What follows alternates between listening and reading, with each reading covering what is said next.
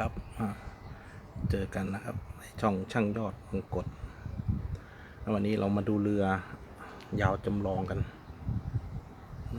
เป็นผลงานของช่างยอดมงกฎเนาะก็เป็น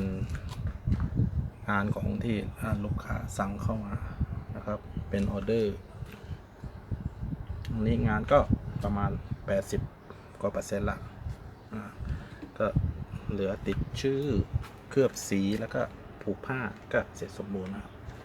นี่เป็นช่วงท้ายนะครับนี่กาบชมพูสวยๆนี่เป็นเรือ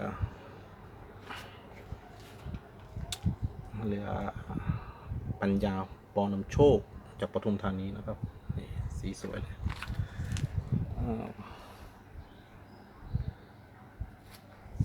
นี่ครับอันนี้เป็นพอปลาแก้วกาบเขียวอันนี้ก็เป็นพันแสงเนาะยังไม่ใส่กูกระต่ายครับเป็นเรือว่ายาวประเภท55 ฝีพายเนาะอันนี้ก็ประดู่ทองเจ้าแม่ประดู่ทองก็ลูกค้าสั่งขนาด12 ฝีพายแต่จริงๆแล้วมันเป็นเรือ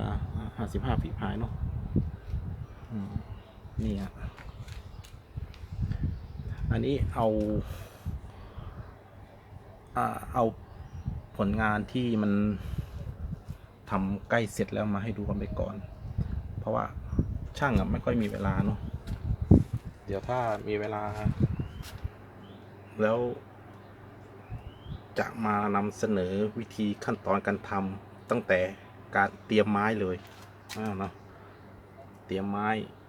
แล้วก็มาดูว่าเราใช้อุปกรณ์เครื่องมืออะไรทำบ้างเนาะให้ผลงานมันออกมาได้แบบนี้นะครับก็ช่วยกดติดตามด้วยนะครับเป็นงานฝีมืองานทำมือฮะไม่ได้ใช้เครื่องไฟฟ้าใดๆช่วยเลยนะครับนี่อยากรู้ว่าทำได้ยังไงก็กดติดตามเดี๋ยวพอช่างมีเวลาว่างๆก็จะทำบอกวิธีทำแบบละเอียดเลยว่าทำกันยังไงอะไรยังไงเนาะตั้งแต่การเตรียมไม้การหาเครื่องมือใช้วัสดุอะไรมาทำครับอันนี้ก็ดูคลิปแบบสั้นๆไว้ก่อนนี่ก็มีกงมีราวกามีตะหม้อมีแอนนั่งครับงั้นเดี๋ยวเราแค่นี้ก่อนนะครับเดี๋ยวค่อยมาเจอกันใหม่สวัสดีครับ